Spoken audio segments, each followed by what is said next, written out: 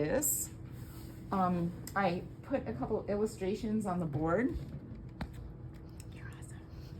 The one to the right is what not to do. This is just a reminder in case you want to change from your sketch, right?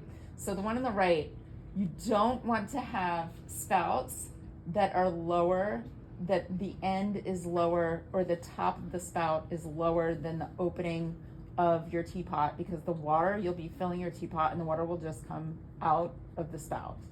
The one on the left, that's what you want to shoot for. So the top of the spout, and the connection and where you connect it doesn't matter so much. You can connect it towards the bottom of your pot if you have a really low spout, or you can connect it to the top of your spout if you, or your pot if you have a short spout. But the important thing is the end is at the top, at least as tall as the opening, and then you're golden.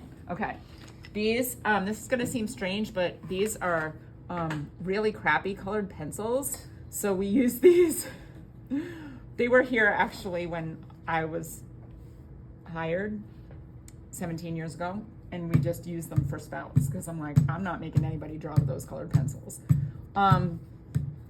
So the pencil creates the hole for your teapot. Okay. So I'm gonna just pound this on the desk as opposed to rolling, because if you roll it, you're just gonna get this like kind of wide tube, wider than what you're gonna want. And you can form it on here.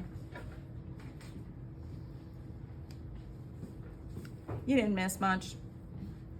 Form it on here. Okay. And then hit it on the desk. Why are we hitting it on the desk? Because this creates compression.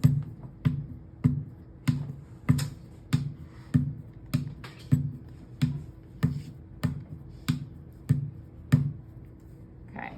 And then at some point, when it's the length that you want, you're going to just check, decide what is the part that's going to be attached to your teapot body and what part is going to be the end of your spout. And then you're going to start cutting. You want the part that's attached to your teapot to be wider than the end of your spout. So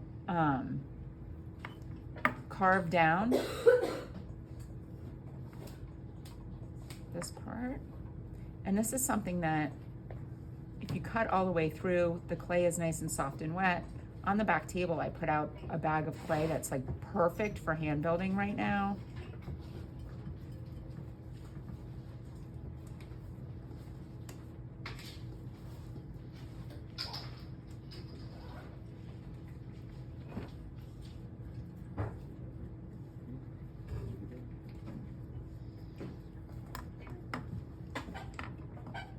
And then you have, do you see how this is starting to form like a teapot spout? And chances are your teapot side is straight or straightish, like vertical, or even if it's curved, you can take the bottom and kind of mold it the way that you want it. Pull it off. Please don't leave the pencil in your spout overnight, because it will expand and crack and get very wet, and you might not be able to take the pencil out. You might have to end up peeling it off, which will kind of wreck your spout, The next thing you want to do is hollow out the inside. So I'm keeping about 2/8 of an inch or a little thicker, so I can scratch and attach it on my teapot. And then this, it should happen the next day, so I'm not even going to show you. Just make sure that the end of your teapot spout is kind of, compressed, and you're just going to keep it like this,